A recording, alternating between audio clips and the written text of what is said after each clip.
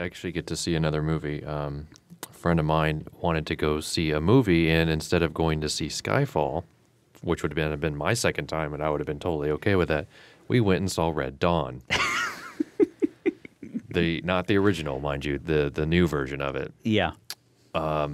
If I were to put this into a sentence, I think this is the most unnecessary remake of all time.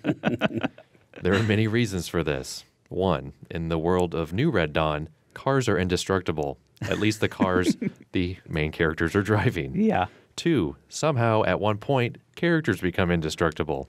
And three, the North Koreans who invaded the United States suddenly become absolutely inept at what they're doing. Yeah. I don't know how else to describe this movie. It is awful. It's one of those movies where at some point you're in a theater and you can no longer resist the urge of just talking out loud about how bad the movie is. So I'm sure I angered many people because for some reason, a lot of people were at this movie. Really? And it's like 8th week of release or whatever. Yeah. I don't know how many weeks it's been. It's literally like, okay, go down that hallway and go to the theater at the very end. Like it's that movie. It's like the movie that's literally trying to get out of the exit doors. And How do you explain its success? I can't explain why people wanted to go see it. I don't know if it has been very successful. I don't recall it being a big movie. Like, but you said there were a lot of people there. There were a lot of people there, which I don't, I'm thinking about sort of what's out right now. Yeah. Like you've got Twilight, you've got Skyfall. Skyfall just became #1 again in the box office. So it seems like there's really nothing. Lincoln, which isn't Lincoln, right. Very big counter programming to Red Dawn. Right. So it just seems like it's that. Life of Pi is kind of an arty big movie. You've seen Twilight. You were probably needing something else to fuel whatever your teenage angst or whatever. I don't know, because there were a lot of younger people there. I could really get into it. But okay, I'll just explain one sequence to you, and then you can just sort of see how bad this is. So our main characters are driving a Dodge Ram, and I've driven trucks before, and trucks, especially older trucks, especially Dodge Rams, are very powerful vehicles and are very tough. Yeah. You can hit a tree and survive. But what you can't do is T-bone a Humvee, destroy the Humvee and everybody inside it, and not even shatter your windshield. With 2 people in the cabin that aren't wearing seatbelts and 4 grown, teenage boys in the back of the truck. And they all survived. And they must have been going at least 30 to 40 miles an hour. And they all stayed in the truck. And, well, I think one of them does fly out, but the rest of them, nothing happened. Like, no broken arms, no broken, legs, nothing. Well, they had a tie-in with Dodge, so. Yeah. That was the other thing. They had, the weirdest tie-in, promotional tie-ins ever. Like, there's a Subway reference, where they, rob a Subway for food. I think Rolling Rock, might be. It's just like this weird movie that doesn't even need to exist. Most people would say the original didn't need to exist, although it has sort of a message in a time capsule of the Cold War. It's become that time capsule. This isn't a time capsule of anything other than just ignorance. Yeah. How can we invent some commies to fight? Right, exactly. It's just like the North Koreans. But without offending anyone. Exactly. No one in North Korea will ever see this movie, so it's not scary. And then they felt obligated to show female North Korean soldiers in the battlefield. It was just what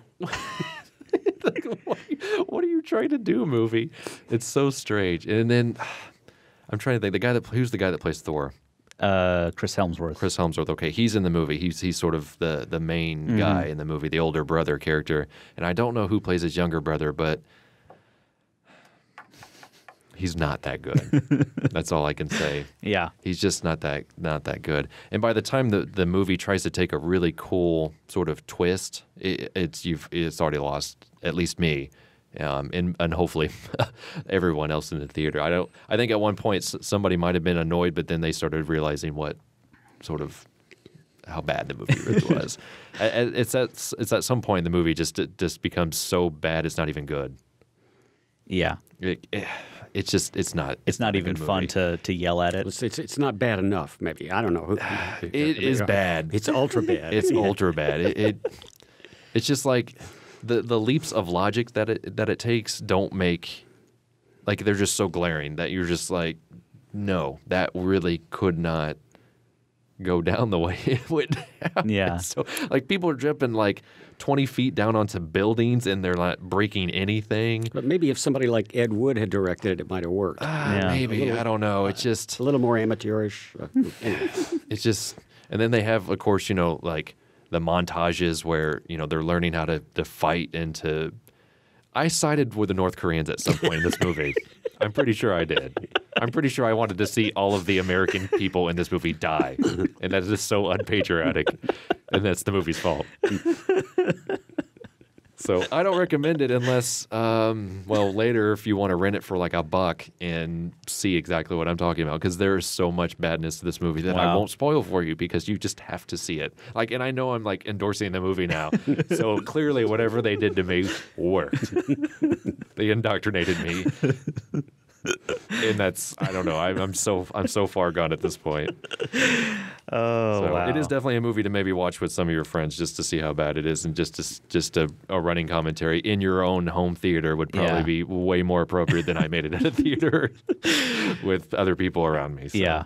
I did keep my mouth closed for the most part. It was really just towards the end of the movie that I just couldn't help it anymore. Yeah. So, and that's the thing too, is I don't know if I can go back and watch the original to wash the bad taste out of my mouth, because now I'm afraid the original was just awful. Yeah. And I just have this weird nostalgic attachment to it. So I Yeah. don't know what to do. I don't know. I don't know what to do to get the palate cleansed. Yeah. I don't know. Huh. I'll have to find something, I guess. Okay.